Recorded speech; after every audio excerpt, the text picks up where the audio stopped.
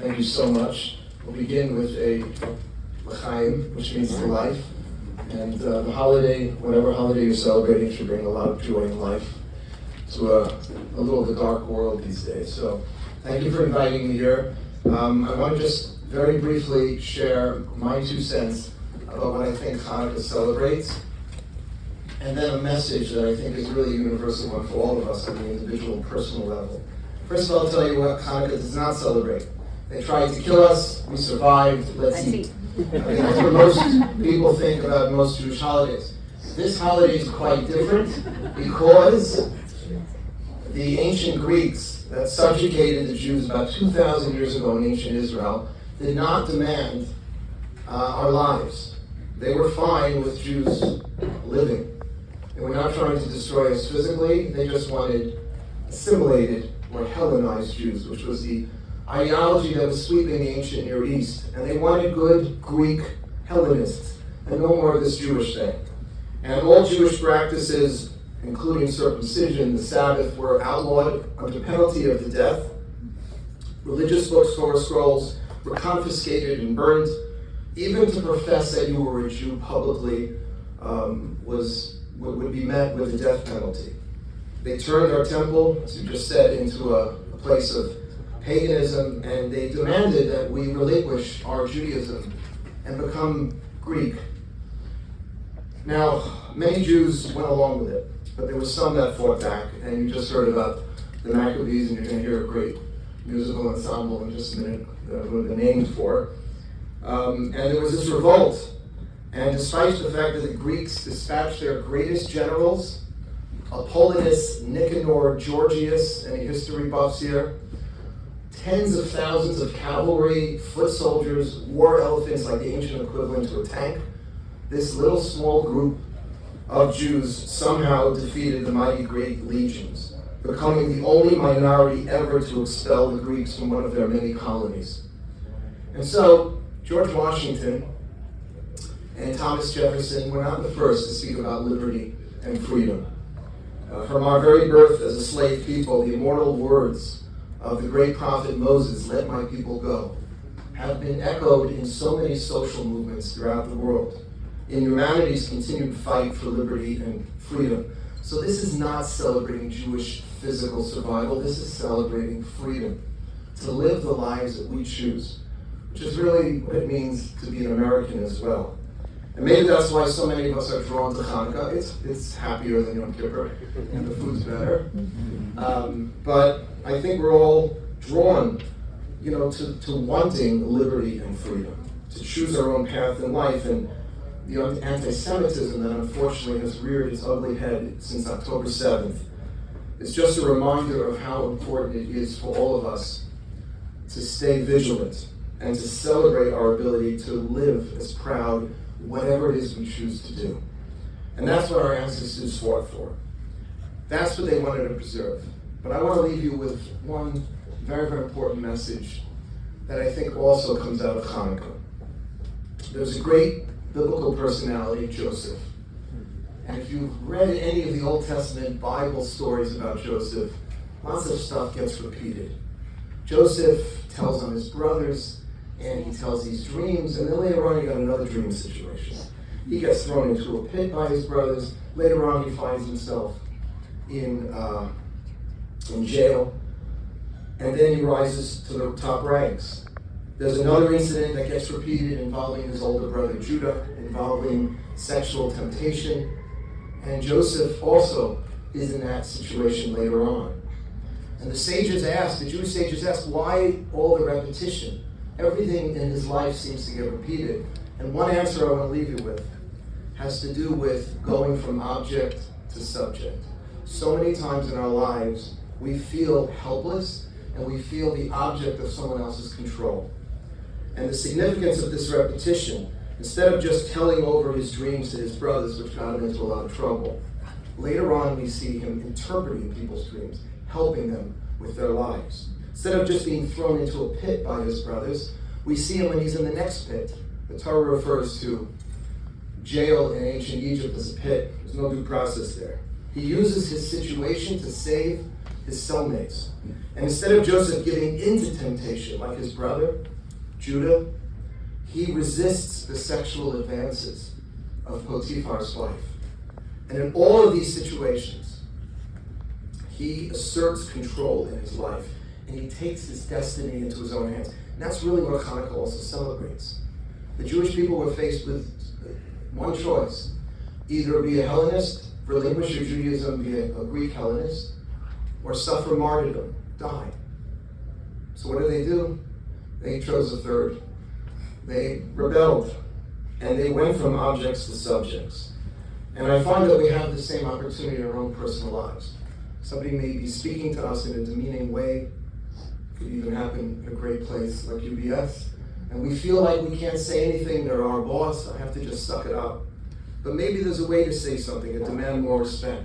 I was just speaking to one of my students at MGE. We engaged 20s and 30s in Judaism, and one of my students was annoyed. She's been dating this guy for like 3 years, and she wants him to move forward, and he keeps pushing her off. And I said, you need to transform yourself. She says, what can I do? If I pressure too much, he's going to run. And I said, you're acting like an object. You have to be a subject. You have to take some action. You need to buy a gun. No, just kidding. But we might feel in the same situation like there's nothing we can do. And I just want to share, and I'll finish with this soon. There was an amazing story of this research scientist, Eleanor Longden. She was diagnosed with a devastating bout of schizophrenia. And she was nearly driven to suicide by these voices generated in her head. She was hospitalized, she was drugged, basically discarded by a system that didn't know what to do with her. Until she was empowered by a therapist, by a psychiatrist, to deal with the voices, to understand those voices. And since then, she's earned a doctorate, published a book, and works with other victims of schizophrenia, helping them find the peace that she so desperately was looking for.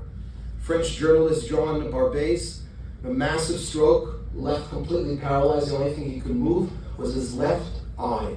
He could blink. And he blinked. A best-selling book. Sean Swarner, at the age of 16, diagnosed with cancer, made it up Mount Everest with only partial use of his lungs. These individuals refused to be victims, and they did whatever they could. Something little can change the whole perspective on the situation.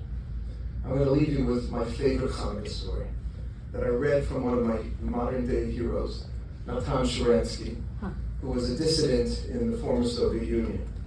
And in his book, Fear No Evil, he tells of his experiences in a Soviet prison. He was there for 9 years. And the holiday of Chanukah was approaching. Sharansky explained to his cellmates that there was this Jewish holiday celebrating national freedom, returning to your culture in the face of forced assimilation.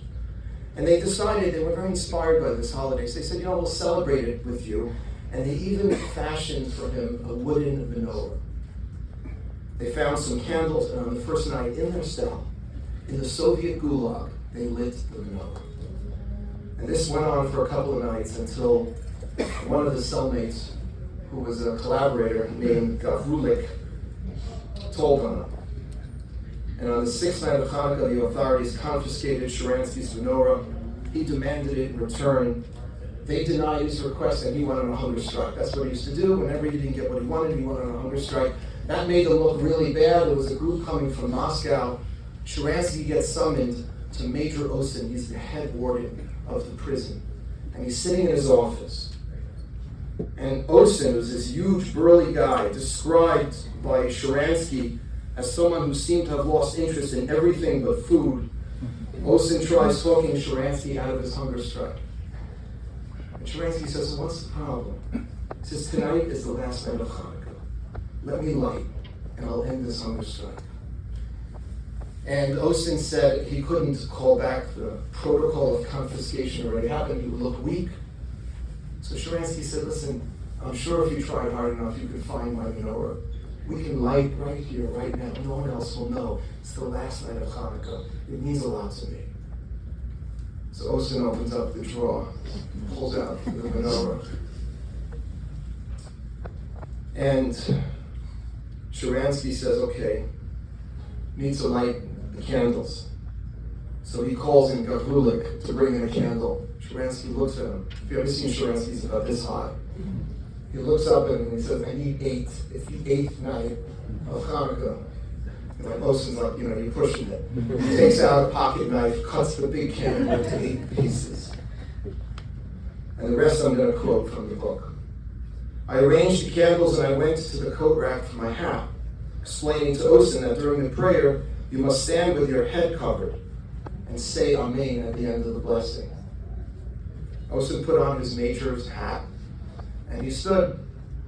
I lit the candles and I recited my own prayer in Hebrew, which went something like this. Blessed are you, O God, for allowing me to rejoice on this day of Chanukah, the holiday of our liberation, the holiday of our return to the way of our forefathers. Blessed are you, God, for allowing me to light these candles.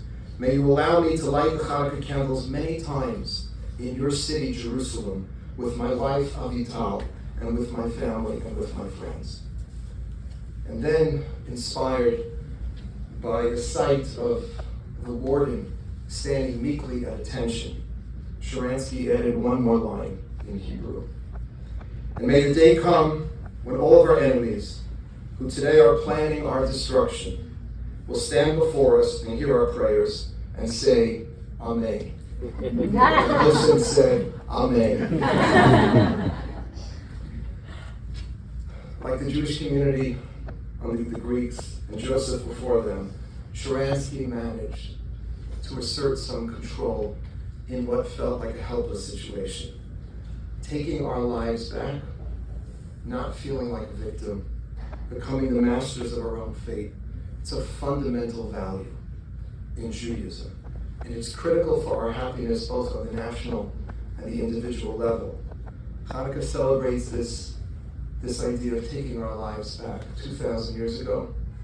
In our own time, we have merited to experience this in seeing the Jewish peoples rising from the ashes of the Holocaust, a moment in history when we were the ultimate object of other people, to the creation of an independent Jewish state with a strong army that can defend herself, an army that does not need to apologize for defending herself when she does so in her own defense.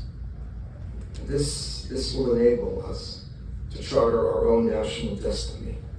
What a great, great blessing that we could all have in our personal lives and the lives of our nation. I want to wish you and your families, whether you're Jewish or not, a happy Hanukkah. Because if you celebrate liberty and freedom, and you celebrate the ability to charter your own destiny, then you need to celebrate Hanukkah. Chag Sameach, my friends.